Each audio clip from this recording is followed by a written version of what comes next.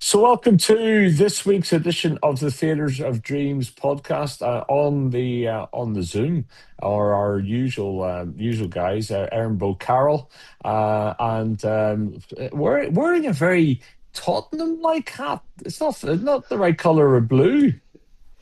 It's just a black cast. Right, okay. My eyes have deceived me. And also Harry Stato Merrell, the man who's got all the data as well. And Rod Maxwell, over in Northern Ireland, actually, I've decided it's the safest place to watch football from for a week. So I'm over here.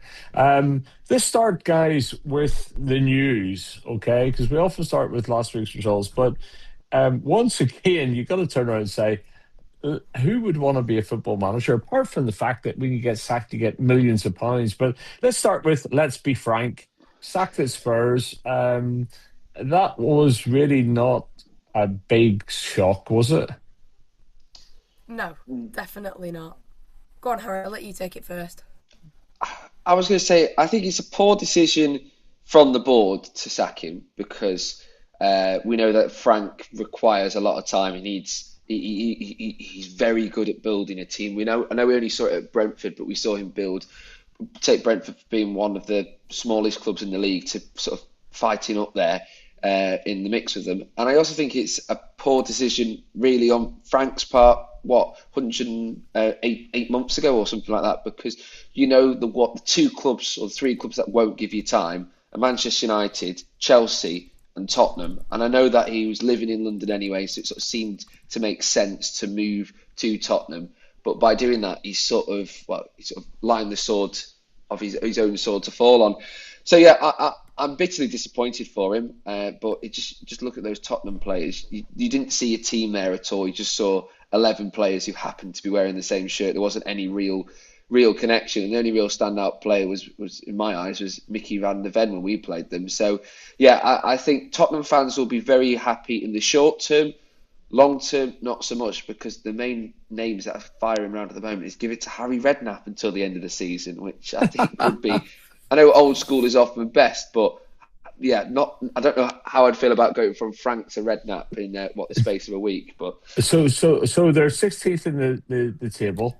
They've won just out of their last eight league games, they've won just two. That's or sorry, just two from their last 17 points. And they are 5 points above the relegation zone. I think I've got that right. So having won none of their last eight league games and just two from their last 17, sorry, they're 5 points above relegation. Now that form is sackable, Yeah. really. But it's even worse at the moment because it's dead easy to get sacked as a manager. The big question, though, will be who's around. There's a shortage of quality managers. There is, and I think it shows just how competitive the league is this year, and I think it shows as well at the bottom. Forest only sit 3 points outside it as well. West Ham could probably crawl themselves out of it. Burnley and Wolves, I think, are pretty much already. Wolves are definitely already down. They're not. They're not staying up unless something absolutely remarkable happens, which I don't think it's going to. But if you look at that, there's some managers that are being sacked that even aren't doing terribly. Like, you look at the amount of managers that were sacked so early in the season. Like, I don't understand. I don't understand that. I mean, there was cause for Slot to be sacked just a few weeks ago. If you think about it, it seems like every week that Liverpool seem to lose a game, they seem to want him out. But they're sitting sixth. They're not that far off European places. They're only. I know you guys are 3 points ahead, but I feel like there's a lot. There's a lot to comprehend with the manager, and I think with Spurs case, they've got to think about the payoff that they're going to give him. He's got, I think it's 6.7 million payoff out of that. Which, Well, if you're thinking about it, that's not bad for you, is it? no, it's to be honest with you, at the moment, it's a supply and demand issue in the manager area. There's not enough good managers around. The same old people get recycled, and they're all getting 10 million, 15 million, 6 million payoff. I mean, where's the jeopardy in that apart from you take a bit of a knock to your ego? But let's face it, these guys have got big enough egos they can take a knock. Now, the other management sacking, and it's probably not a surprise given Forest, but Dyke has now been sacked as uh, Forest boss. Is that 7 months into his tenure? And I think they've had four managers Yeah. at the Forest ground since the summer. Now, the thing for me is that that boss, I forget his name, but who would want to go and work for him? Apart from the fact that you know you'll get a payoff, but not going to last. No, it's No. he's one of those coaches where, well, owners where he sacked his first manager after 3 games in charge. He then sacked Ange Postecoglou after 39 days at the helm, and then after 114 days, he sacked Dyche. And I think that one is more of a shocking sack for me than the Frank one, because that Frank conversation has been bubbling away for a month for Sundays, whereas this one saw the news sort of break straight after the game saying there's rumblings that his job's in jeopardy. And then the news came through, I think it was about 1 o'clock in the morning or something. And it was just like, I thought, blimey, I've had too many beers or something. But no, he's got the sack. And it's, I think with Dyche, he's the sort of man who, in his Burnley heyday, he was the go-to man to sort of secure a Premier League survival, because that's what Forest need right now, is that they're in a relegation scrap. What, think last year they were nearly in the Champions League spot, so then they sort of tailed off towards the end. But there's, with the rumours which are circulating at the moment, is the man that they wanted to bring in is former Wolves boss Vitor Pereira, who he did have quite a good sort of the tail end of last season. I can't remember what the unbeaten run was, but he guided Wolves to safety, and comfortably so as well. So that's what they'll be hoping to do. But Rod, as you said, it's every manager who has gone there. There's been some big names as well, have lasted for a fraction of a season and then seem to have fallen out with this head coach. And as a Forest No, fan, it's the owner. It's the the owner, owner, sorry, yeah. Marinakis. Yeah, Marinakis. As a Forest fan, though, as well, you'd be thinking, like, yes, he's done a lot for the club, but at the same time, is he now becoming a hindrance as well? Because I'm not saying Dyche is the greatest manager there's ever been, but he had such a deep connection with that football club, especially being an apprentice under Brian Clough. And then what, you're getting rid of him after 114 days. There may be question marks around the appointment in the first place, but surely, 12th of February, the day that we're recording, and there's 13 games left of the season, surely this is the time where you consolidate behind the manager and not hope for somebody else to come in, because Forest is such a big club, and to see them going down again, it'd be such a real shame, especially because the atmosphere at the City ground is something so special. It's incredible though that you bring somebody in like Dyche, who is a bit of a relegation savior. That's what he's been known to be good at. Forest have a decent squad, I think. Probably better than some of his Burnley squads to a degree. But yet these guys don't trust the people they bring in when they appoint them. So, you've got to turn around and say, who's the bigger idiot and who's the bigger fool and who's got less competence?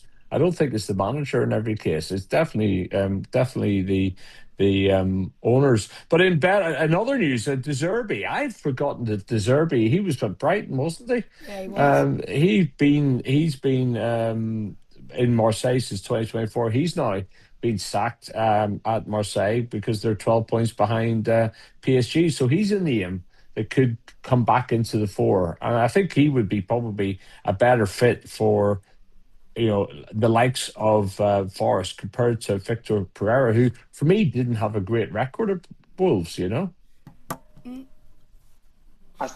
think with the Vitor Pereira thing, I would say, I'd sort of challenge there and say they did, for last season, he did have a good record, and he was sort of became almost this new face of relegation survival. He used to be Big Sam, you'd call on, and it seemed as though the go-to person now would have been Vitor Pereira.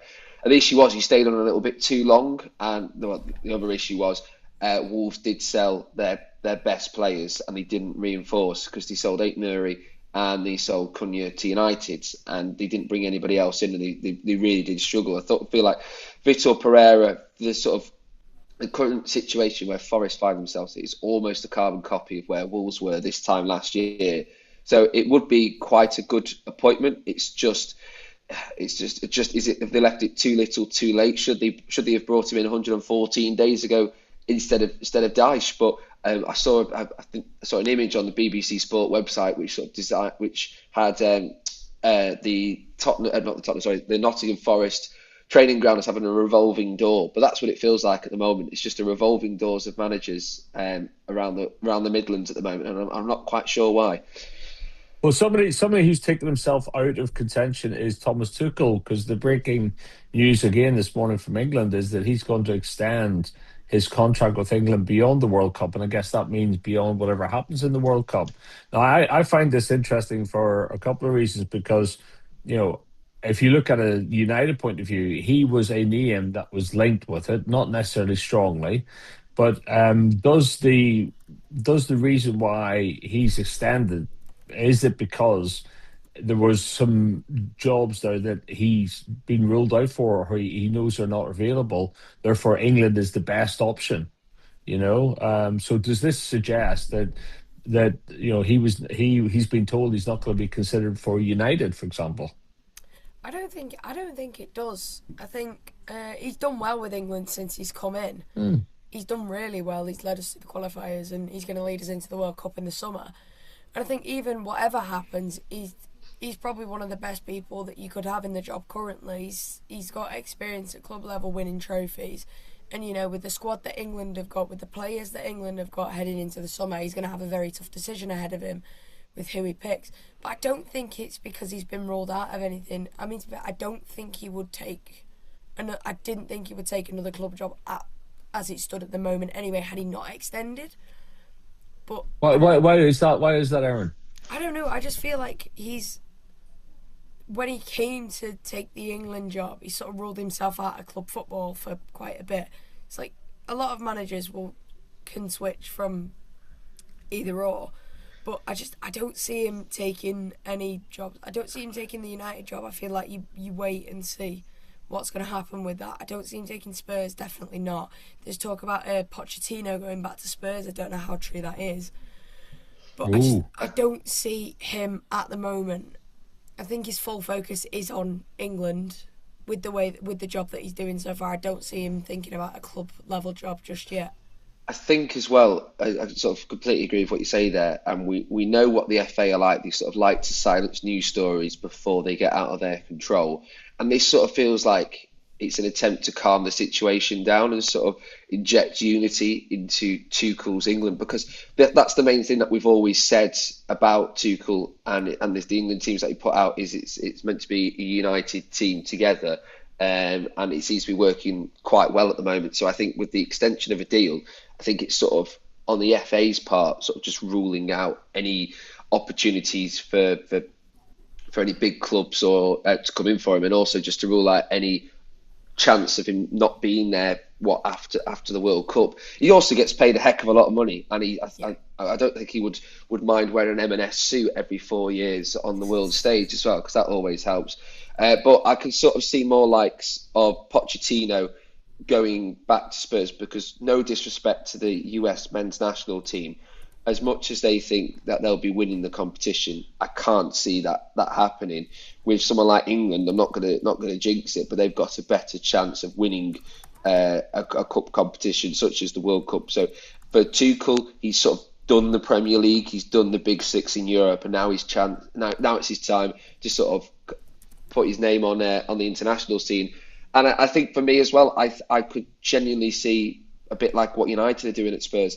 Have a redknapp until the end of the season, big name, big character, and whilst they wait for someone like Mauricio Pochettino to become available, because I think that's the big name that a lot of Tottenham fans would like to see, and not many people would want to see De Zerbi, because his time in France has been just a nightmare for him. Every time we've looked over there, it just seems to be a horrendous scoreline. It's not quite like a Gary Neville at Valencia, but the scorelines were rather similar. I think it was 6-0 at the weekend, which got him the sack. So do you really want that coming into Tottenham, a team which is struggling as much as they are?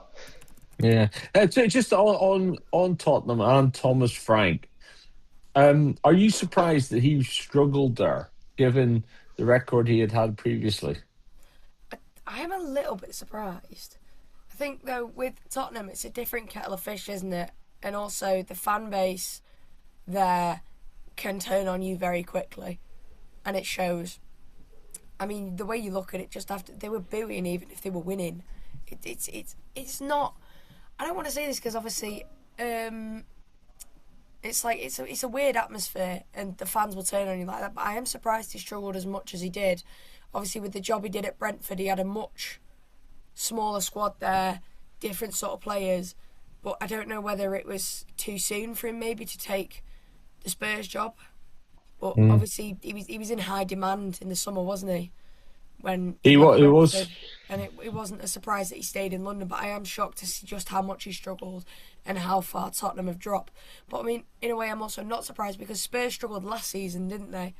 As well, they finished quite low down in the table, but sort of managed to save themselves by winning the Europa League. Yeah, I think the thing that we've seen a big character in the form of Big Ange, and we've now seen Thomas Frank, who's a completely different character. And the thing that it keeps boiling down to is the players, and a lot to do with the attitude of the players as well. It's so difficult trying to sort of manage someone like Christian Romero. We saw at United. His head can very, very quickly go. There was also rumours the fact that Mickey van der Ven and Jed Spence appeared to refuse to shake his hand after a home loss to Chelsea. So there's an issue there as well. We know that Frank he was a bit like when Ten Hag used to try and stamp out lateness, or if there was any poor performances to make him do lots of running. We saw him drop the likes of Yves Bissouma for persistent lateness when in the UEFA Super Cup. So he has tried to do that, but it just seemed like every single time. And he was quite a big character, wasn't afraid to speak out, but he sort of lost the dressing room. We could possibly say as well that Frank potentially lost the dressing room as well. But when you're in such a toxic environment as Tottenham Hotspur, where fans, they've had one sniff of silverware and they expect them to be the biggest club, winning week in, week out, and especially the prices that they charge at their brand new stadium because they've got to pay for that. There is a level of expectation. The only thing is with that expectation, there is what is often forgotten is there is an expectation for the fans to give the manager a chance, and the board as well. There's been a big change with Daniel Levy leaving his role, I think after what's of like just over a decade in charge of the club. So there is a lot of power struggles there as well. And it also doesn't help when your manager's seen holding Arsenal merchandise before a North London derby. He was handed a cup which he didn't realise had an Arsenal badge on the front, which he was sipping away on his espresso. So a bit of a sour taste, pardon the pun, for some Spurs fans. Oh well, it's not only managers that have been making the headlines, but very embarrassing headlines regarding Jim Ratcliffe and what he's been saying in the press this week, which have been condemned across all Manchester United supporters groups. But it really. It's frustrating, Harry, as a United fan, when you see somebody associated with the club come out and make a comment like that about migration and migrants and that type of thing. And I've gone back and listened because I sort of thought, has it been taken out of context? But I mean, he is. It was very clear what he was basically saying. Yeah, for those who don't know, Sir Jim, who obviously is other than the Glazers, is the major stakeholder in Manchester United, and he's also the founder of one of the world's largest chemical companies, INEOS. And he's speaking, I believe it was Sky News on Wednesday afternoon, and he said that the UK has been, and I quote, colonised by immigrants, and suggested that the Prime Minister was, quote, too nice to do, quote, difficult things to stabilise the country's economy. So, very, very profound statements coming out. The other thing that makes matters worse is, regardless of your political persuasion, is he was seen having meetings with the Reform UK leader, Nigel Farage, as well. And one thing that that's always been the case is to try to distance politics with football. And this is as close as it can be, because the UK Prime Minister, Sir Keir Starmer, has now asked for Sir Jim to apologise because he believes that Britain was, quote, a proud, tolerant and a diverse country. So, this is all kicking off away from the football pitch. And for me as a Manchester United fan, this is something that I don't want my club to be associated with. We've got such a diverse fan base, not only in this country, but globally. We've got such a diverse array of players as well. Having one individual at the helm of the ship, trying to sort of dictate what our political standpoint is. It's not what Manchester United is about at all. And I think the thing that is also frustrating is I remember when Sir Jim bought into the club, how many of us said that this is the moment where we get rid of all of the issues with the club, get us out of the mud, out of the lure, and yet he seems to have pulled us straight back in there, because as much as you love the Glazers or not, they did keep a distance from politics, and also, well, from the club as well. But we've seen Jim speak before quite publicly about the football club, and this time it's with his opinions is sort of being labelled that this is Manchester United's opinions, and I can assure you these are not the opinions of Manchester United fans at all. And it wouldn't surprise me next home game if there was whether it was a banner in the Stretford end or what. I still remember the banner from the FA Cup game at Brighton. It says Jim can't fix this, and it sort of feels like that could sort of apply to these comments that he said in the press on Wednesday morning. Yeah, you gotta turn around and say, where was the sense at all in the statement? When you think about your fan base, you think about your customers. I don't get it, and it's not at all helpful. And he's just managed now to actually probably put himself below the Glazers in terms of popularity, which wasn't an easy task to do, but he's just managed to do it in one interview with Sky. Honest to goodness, you can't pick your parents, but it seems like you can't pick your football owners either, and it's just embarrassing, really, really embarrassing. Right, this the final thing I just want to say before we turn to the weekend was in nicer news. Not if you're a Fulham fan, but Fulham have lost all 20 of their last games with Man City. It is the longest losing run in English football history, would you believe? Now, that's not a great stat if you're a Fulham fan, is it? It really isn't, but I mean, as a City fan, I was pretty pleased with it last night. I mean, obviously, it cuts the gap as it stands to 3 points. Obviously, Brentford and Arsenal are still to play tonight, so that'll be interesting to see what happens there. But as a Fulham fan, I mean, to be fair, though, they've given us a good game twice this season already. I mean, the return fixture at Craven Cottage earlier in the season, that was, to be fair, Fulham could have done a number on us. I think that was it 5-4, something like that. City were 3 up at half time. But as you say, that's not a stat you want as a Fulham fan, to be beaten that many times by City. It's really not something you want to look at. No, not at all. Let's go back to the weekend's results and just scan across them. So obviously on Friday night, Leeds, who are struggling, beat Forest 3-1. It was pretty much the last couple of taps of the hammer on the nail for Dyke. And then on Saturday, what did you make of the game against Spurs for United, Harry? I think we were helped by the Christian Romero red card. It was a bit of an even game until that moment, and then we just sort of seemed to sort of get away with it, sort of thing. It was great, the fact that it was.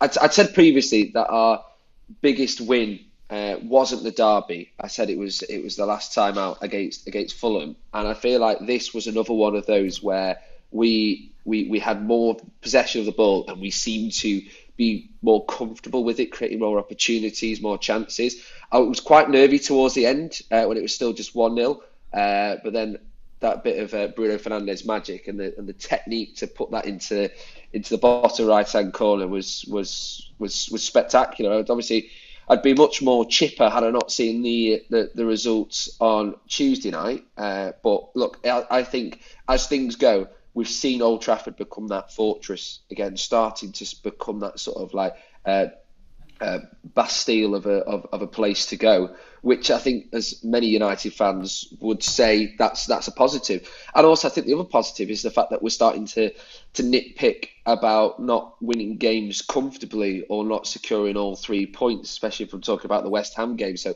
I feel like that sort of ethos and mentality switched. So although it wasn't I'm more talking about the West Ham game, although it wasn't a full 3 points or a smooth ride, I still think that Carrick is doing a spectacular job, especially at home, just on the road. We just sort of need to see need to get a few more things in order. But yeah, pretty positive from Saturday and somewhat positive from Tuesday. Can you remind me the Romero red card? That was a straight red. That was for a late tackle, wasn't it? Yeah, On who was it on? It was on Casemiro. That was on Casemiro. It was high. It was late. Rush of blood to the head, some might say. But yeah, realistically, that lost Spurs the game. And how many times have we seen that? It's his six red cards, and then Frank. I don't think this really helped his job, but in the interview, he said that Romero doesn't get many red cards, and apparently he's got the most red cards in the league. So yeah. I don't know if that got him the sack, but that doesn't help matters. Doesn't help matters. Also on Saturday, and Bournemouth got a good draw with Villa, especially coming back from 1-0 down. So that's a great result for them, isn't it? It is, and I mean, obviously Villa will probably be disappointed there that they've dropped points. I mean, obviously you look at the table, they're still in the title race, and I'll say it, they are still in it. There's only 6 points behind Arsenal. They won it late last night, but I think they'll just have been disappointed to have dropped points against Bournemouth. But again, Bournemouth are a side that have really come into their own over the last few seasons. Like, you remember them when they were fighting relegation year in, year out. But Iraola's done an incredible job with them. He has. And then in Arsenal's game, the Arsenal fans will be, I think, somewhat relieved to see Victor Gyökeres get a brace. He's definitely coming back. He's finding his form now, isn't he? He is, and I mean, it's taken him quite a while to do so, hasn't it? I mean, it has. He's really taken a while to kick into his own, which Arsenal fans will probably be disappointed with, but they'll be happy that he is firing on all cylinders now, and I think that brace will have helped him significantly in this title race, and obviously still with games to play. It's going to be interesting to see how it pans out and see how the rest of his season peters out. Remind me, who is West Ham boss these days? Nuno Espirito Santo. Of course, yeah. So he got a good win at Burnley against Scott Parker, 2-0 at half time. So that was quite reasonable. And then Everton got a good result against Fulham, 2-1 on Saturday. A wee bit of an own goal from Leno in the 83rd minute sealed the win for them. Carlton Palmer got a hat-trick against Wolves on Saturday for Chelsea, and all three goals in the first half. A pen on the 13th, the 35-minute goal, and then a pen on the 38th. I mean, Cole Palmer, he's a good player, isn't he? He is. He's had a bit of a dip in form recently, and he's struggled with his fair share of injuries so far this season. But I think to see him get a hat-trick, I mean, yes, it's against Wolves. Yes, we'll be pleased with that. How much pressure do you think Steady Eddie is on at Newcastle, especially being beat at home 3-2 by Brentford? I don't know. I don't think he's under a terrible amount of pressure. I don't know whether you agree with me with this, Harry, but they're sitting in 10th place, which obviously they won't be happy that they're not in Europe, but they're doing all right in Europe. Yeah, it was. They've obviously had three losses on the bounce, but then won in late fashion anyway against Tottenham on Tuesday night. So I think that sort of helped Eddie Howe. But as you say as well, European football that's all that the Toon Army wants. How long have they wanted Champions League football back at St James's Park? And yet you are 10th in the league, but there's no issue there of relegation or anything like that. And if they can keep going flying in Europe, which they seem to be doing, I believe they finished to go straight through into the automatics, which is exactly what he's probably been asked to do. They're still making the money there in that competition. It just needs to try and get Voltemada back in form, back scoring, because at the moment all the goals seem to be coming from Anthony Gordon. And when Voltemada first arrived, he was prolific. He was brilliant, but he's sort of slowed down a little bit. So I think they need to basically get him firing on all four cylinders, and then hopefully that means that they can start rising back up the table. But as we say, currently on Thursday, the time of recording, they're 10th in the league on 36 points. A win this weekend would see them climb up to 7th in the league. So just the difference that one game can make is massive. It almost feels like the Premier League table is taking a leaf out the National League's table. Yeah. As in, you can never look at it as gospel, because one weekend you could be down in 15th, the next weekend you could be vying for the playoff spots. And if you with United, I just want to return back to them if I will 1 second, is we were saying that they're very much in that fight for fourth place. I think after that draw at the weekend, it does make things a little bit more nervier, because we're 1 point ahead of Chelsea, who are sat in fifth, and 3 points ahead of Liverpool, who are sat in sixth. So I know some people have been going, "Oh, we can win the league, we can win that." At the moment, as we said, it's game by game by game. No. And do you know what? I know that we haven't had this fabled 5 wins in a row and all this, but the fact that we are still the most informed side in the league since the new year, I think that's it's a testimony to Carrick, and it's a testimony of the fact that the club seems to be, well, on the pitch anyway, headed in the right direction. But I tell you what, I think Everton, I think that's going to be a tough game of who we've got next. So yeah, we'll go to that. But you're right. I mean, the points total that he's had and the run he's had, but yet a lot of criticism from former Manchester United players. It smacks of a little bit of, I think, jealousy at times. Definitely. We've taken 14 points from an available 18, and that's a pretty good record for the start of the year.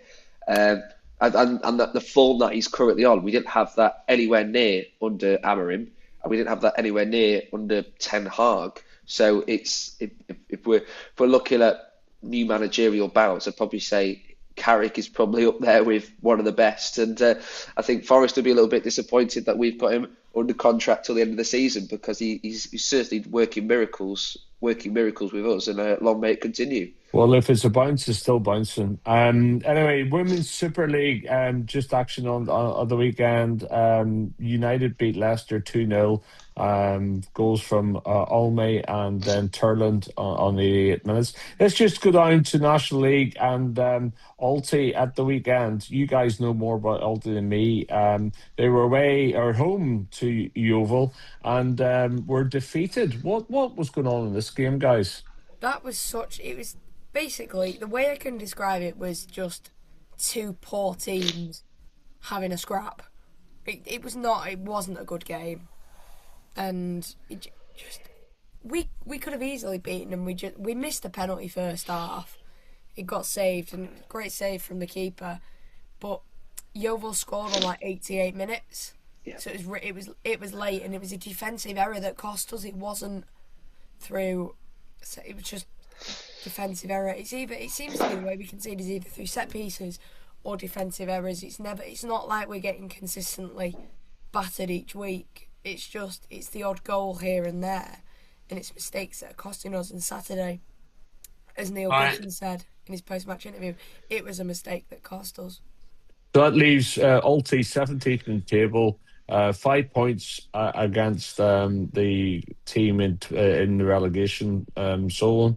I guess not quite adrift, because there's a group of teams in the late 80s or late 30-pointers, isn't there? So it's very tight. Can I just say as well, though, one thing that we have to bear in mind with the National League is games played. So Alty, we've been quite fortunate this year at the J. Davidson or Moss Lane, the fact that we've been able to play pretty much all of our games. We've played 32 games. Brackley Town, who are 1 point behind us in 18th, they've only played 29, and it's the same as Aldershot below them. Yes. Sutton, they've got games in hand. Braintree have got games in hand. Truro have got games in hand. So it's one of those where as I said, you can't take the table as gospel. You just take the results game by game. I was at the last two Tuesday night games, including the Morecambe game, which was pretty frustrating with it being a draw. They just seem to be our bogey team this season. Morecambe obviously have been hit with major issues at their club. They're currently in 23rd, and we were 17th at the time. So you would have expected Altrincham to get a win there. A draw is not so bad. And then obviously as well on Tuesday night we had the trip of Wealdstone, and we won 1-0. It didn't feel like we should have won that game, because Wealdstone in the first half were just all over us, physically and also tactically as well. But yeah, big 3 points there for Neil Gibson's side. And next up, we are travelling on the road. I believe it's down to Woking, so that's going to be a difficult game. It's on Valentine's, so yeah, I don't think there'll be much love lost if you don't make it down to the south of England. Because I tell you what, I think it'll be a difficult trip and a difficult game for the Robins. Well, you don't have to travel to keep up with it. You can tune into Radio Ulti for Radio Robin's commentary for all Ulti's games. Let's go to Sunday in the Prem, because the big game, it was a massive game. Liverpool City. City win 2-1. A late show from all, actually. Szoboszlai went ahead on 74 minutes. Silva then equalised in 84 minutes. Haaland scored with a pen in the third minute of time added on. And then a late red card from Szoboszlai, which I have seen, and I can't remember the nature of it at all. But Erin, what did you make of this game? It was a strange one, wasn't it? I mean, Szoboszlai's free kick was incredible. I mean, but how many times have we seen him do that this season? Boom. Top corner, wasn't it?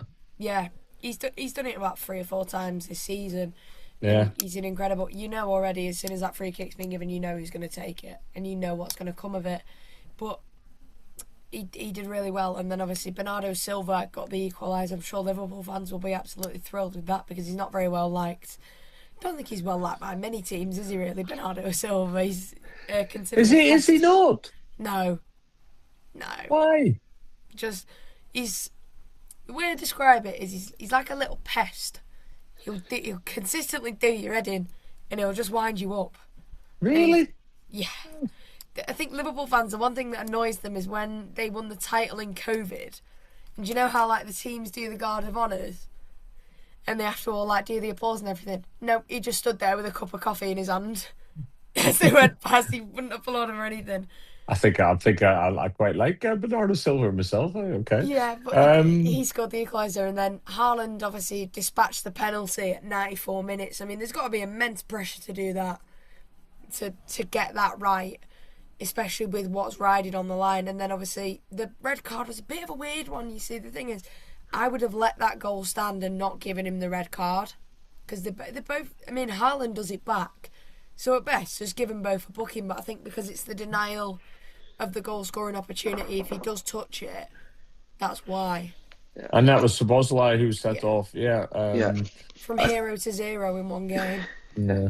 I think it's a bit of an unjust 0, to be honest. I know that we talk about referees not following the rules of the law, the laws of the game, but it felt like in that one that common sense could have prevailed. I know he's literally doing it by the book, but I don't think City would have been too brassed off if Cherki was given the goal, seeing as though it was a wonder strike from the halfway line. And I don't think Liverpool would be too begrudged either, because Szoboszlai, who's arguably been their most consistent and best player of the season, who's obviously out for 3 games.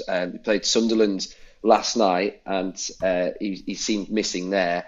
And they've got a couple more tests on the way as well. So it's one of those where you sort of just want common sense to prevail, but that's sort of one thing that seems to be lacking in refereeing at the moment. And I think the only saving grace for Liverpool and the lack of Szoboszlai is their next games are Forest away, and then they've got West Ham at home. So I think with the amount of money that club has spent on players, I think they might be able to manage just about without the star man for at least a couple of weeks or so. So Tuesday night, there were a number of Premier League games generally. There was a Desmond Tutu at Chelsea, Chelsea 2, Leeds 2. What a result for Leeds, that. And a dent to Chelsea. They came back from 2-0 down, didn't they, Leeds? They did. That also disrupts Resignations' 100% win record in the Premier League since coming in. Yeah, I remember reading that, and they won't be happy with that. Chelsea, they'll be disappointed, but they often do say that 2-0 is the worst scoreline in football. It's the easiest one to throw away. Yep. It's the easiest to throw away, and Leeds, credit to them, they've done that quite a lot this season, where they've been a few goals down and they've made a fight out of it, and Daniel Farke, I think, is doing a great job. And Bournemouth got a good win away at Everton. Another red card came into play. Bournemouth 2, or Everton 1, Bournemouth 2. I didn't see any of this. I don't know if the red card was deserved, but that's a great result for Bournemouth up at Everton. Yeah, It is. it's great for Bournemouth. They've hit the Hill Dickinson Stadium is quite a difficult place to go. I'm a bit concerned as a United fan going there. A, it's a nightmare to get to, and B, when you actually get there, it's quite difficult to come away with 3 points. But for Bournemouth, their new star striker Rayan, who is only, I believe, 18 or 19 at the moment. He's scored in his second straight game since joining the Cherries last month, so they'll be happy with him firing on all 4 cylinders. Anyway, but yeah, Bournemouth, they seem to be having a little bit of a resurgence as of late. Obviously, they got the draw last time out, a win at Everton. I think they're going to be a difficult side to come up against, but yeah. Great finish from the young lad, and I think Bournemouth fans will be hoping he can net a few more in the last 13 games before the end of the season. And the game that sealed Frank's fate was the 2-1 defeat at home to Newcastle. Newcastle were 1-0 up, and despite a Gray goal in 64 minutes, Ramsey's reply in 68 sealed the deal for them. I mean, Eddie Howe needed that win as much as Frank didn't need the defeat, didn't he? Yeah, I don't think that would have helped, but I think I didn't actually see any of this game.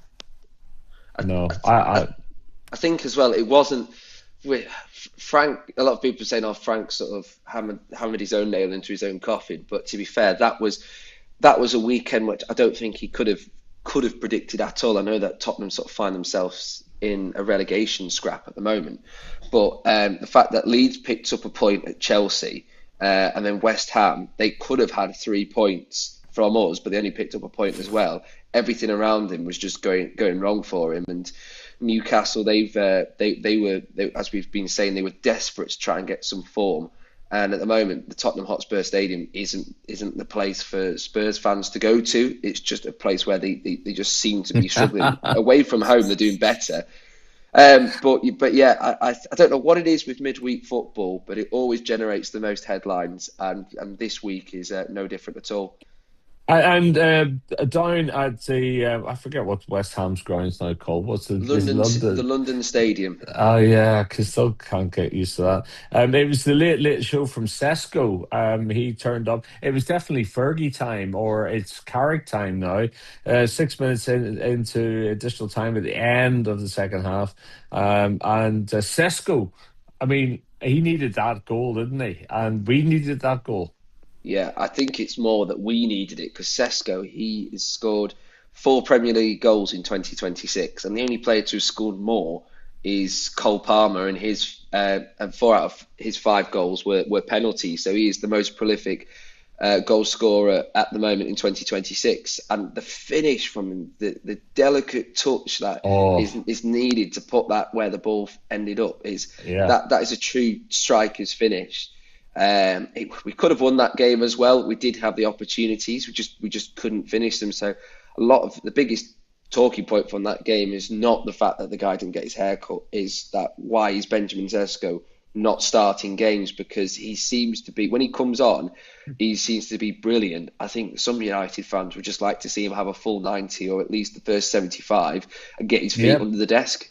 Yeah, I got to admit, I don't really, he's playing a bit like Ollie was played by Fergie as an impact sub, and I would like to see Sesko get a full game or get a start, basically. But that despite West Ham being in the relegation zone and everything else, that draw could be massively valuable. It could be as good as a win, really, at the end of the season. I tell you what, as well, with that game, watching that on the telly, is it felt like for the first time in a long time there was that sort of classic West Ham atmosphere at a West Ham game, because when they used to beat the ball in, it used to be an impregnable fortress. And then the London Stadium, West Ham haven't really warmed to it. You could sort of understand why. It was it was a athletics track initially, so it's one of those like those European Mm, stadiums where there seems to be mm, such a big distance mm. between the pitch and the fans.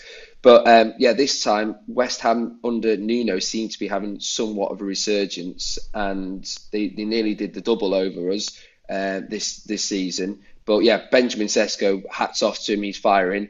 I think as United fans, we've got to be happy the fact that Michael Carrick's unbeaten run continues. But I'm sort of quite pleased as well that we are sort of becoming a little bit fed up. The fact that we haven't got all 3 points at the game, as I was saying at the start of the pod, that ethos is back and that passion's back. And you can see that on the players' faces as well. I sort of feel like deep down they were a bit disappointed that they couldn't extend that winning way. And we did have our chances. Crucially, we didn't finish them. So maybe, as we said, Rod, get Sesko starting against Everton. I believe it's because it's FA Cup this weekend. There's a little bit of time for Carrick to sort of plan the tactics out. Because remember, we're in no other cup competition other than the Premier League. So we've got time to focus, regroup, and go again. Yeah, it could work to his favour. And then finally, just Tuesday night's games. Ulti 1, Wheelstone 0, Knowles with a goal in 35 minutes. A really valuable 3 points just for Ulti, wasn't it? 100%, and I'm sure Neil Gibson will be pretty happy with that as well, seeing as it was his former side that he's Of got the 3 course. points over. So Of yeah, course. And then just turn into last night's games. I was actually at a jam night, an acoustic session in a small pub in a small village. So I didn't get to see any of the football, despite the fact that some of the games were on the TV in the corner of the pub, but the TV was turned down. Villa, valuable win over Brighton. But let's go to City.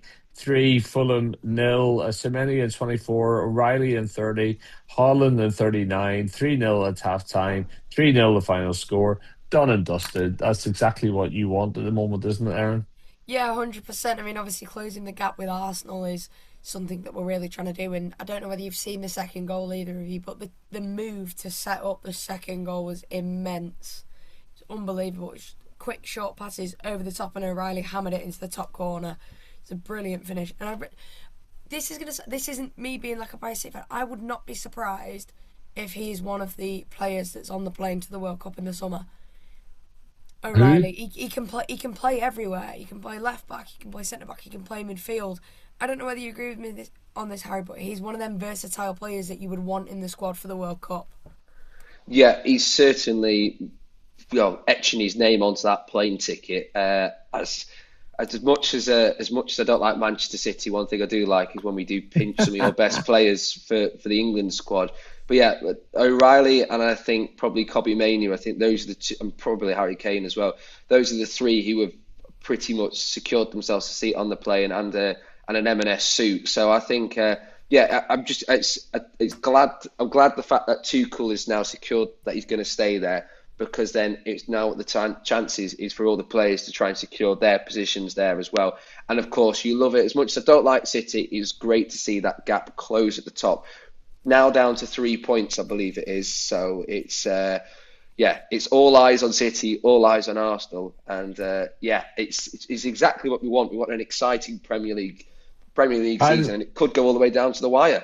I think it could well do. The helicopter will be hovering across the country with the cup. And the game that sealed Dyke's fate was Forest 0, Wolves 0. We'll not talk about that much more.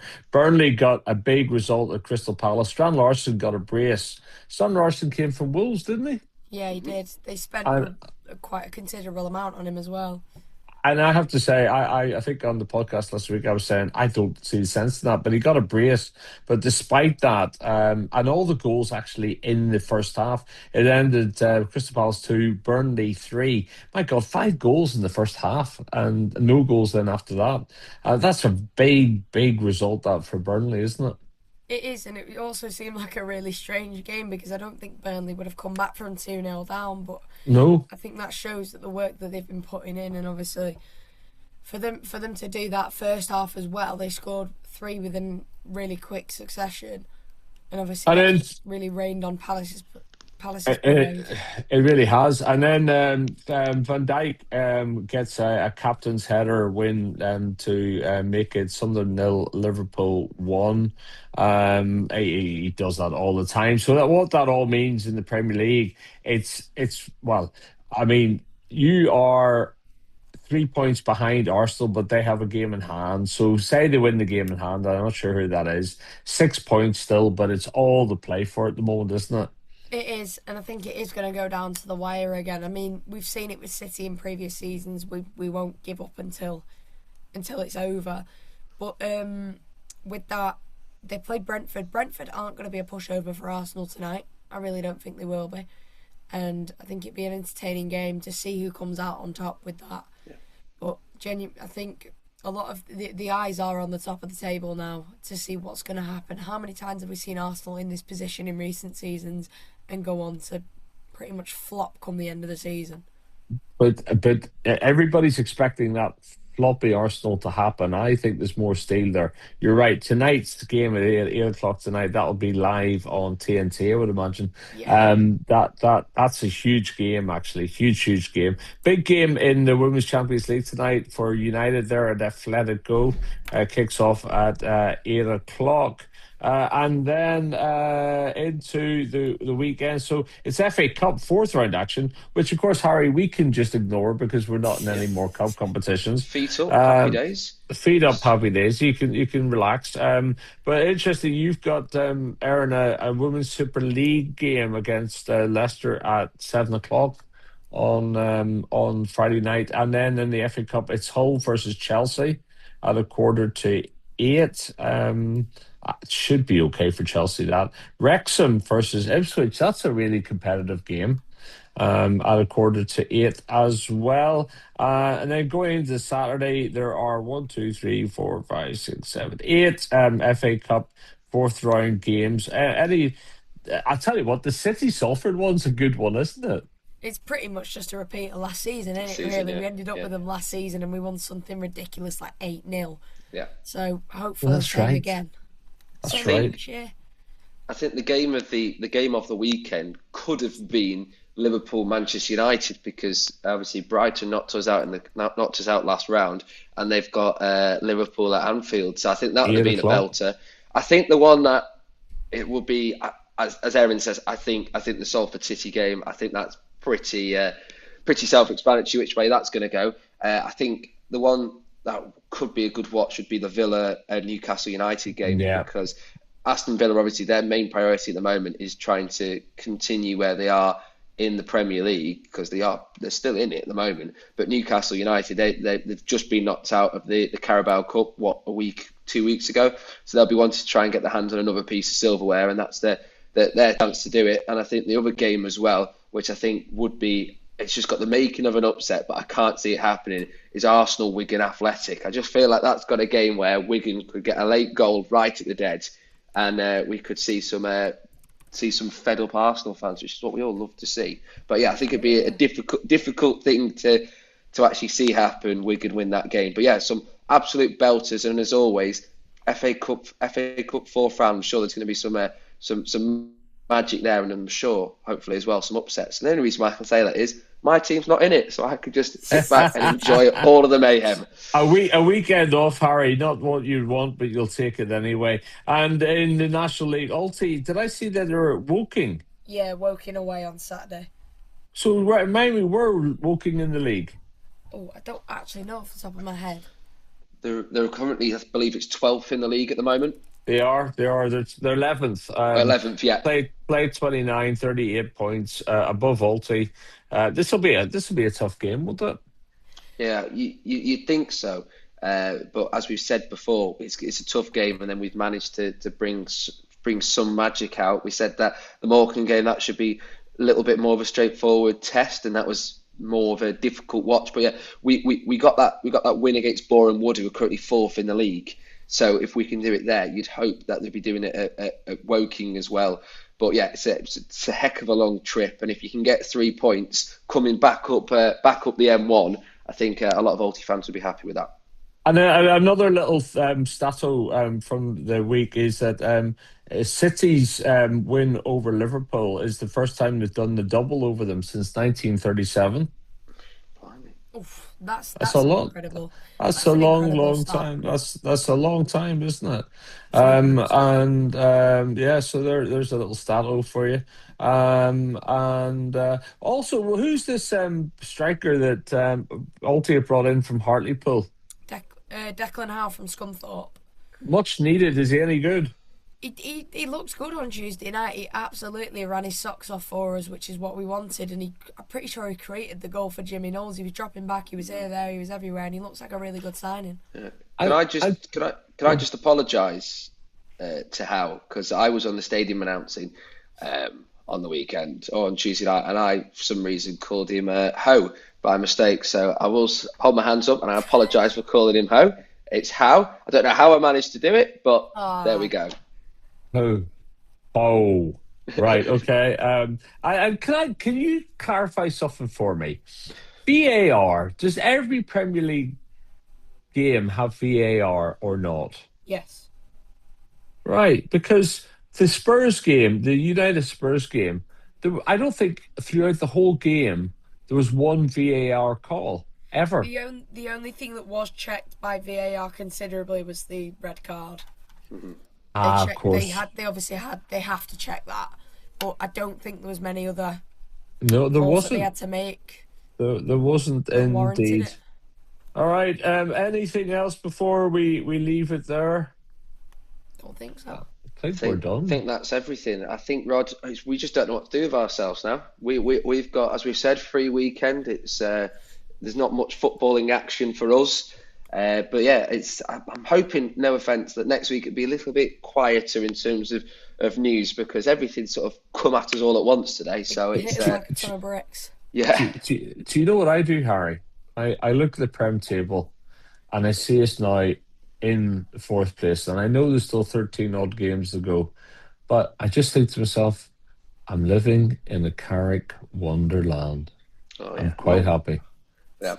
It's just in time for half term as well. We're on holiday. We're loving life. It's brilliant. It's just all I'm saying is, let's just make sure that either we're going to keep him or find a decent replacement because at the moment this is bliss. I'm loving this positivity around the football club at the moment.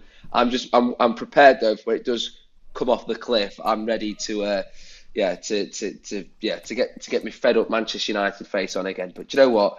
It's just doing me wonders. I'm sleeping better. Everything. It's great. Enjoying the football once again. Just stay positive, Harry. Stay Okay, stay positive. positive. Keep the faith, as John Bon Jovi once said. I'm gonna keep everything crossed for Ulti at the weekend. Good luck to anybody in the FA Cup. Thank you for watching. And if you ever want to come on the Theatres of Dreams or you have something to say, get in touch with us through our socials is the best way. Theatres with an S of Dreams. You've been listening to Harry Stato Merrell, Erin Beau-Carroll with her. It still looks like the Tottenham hat. I'm gonna say I'm sorry. You got to change that colour, and Rod Maxwell coming to you from Northern Ireland, from my mummy's house. I'm gonna go now and take her out for a bit of lunch. Right, I'll see you later on, guys. Take See care. you. Take care. All the Thank best. you. All right.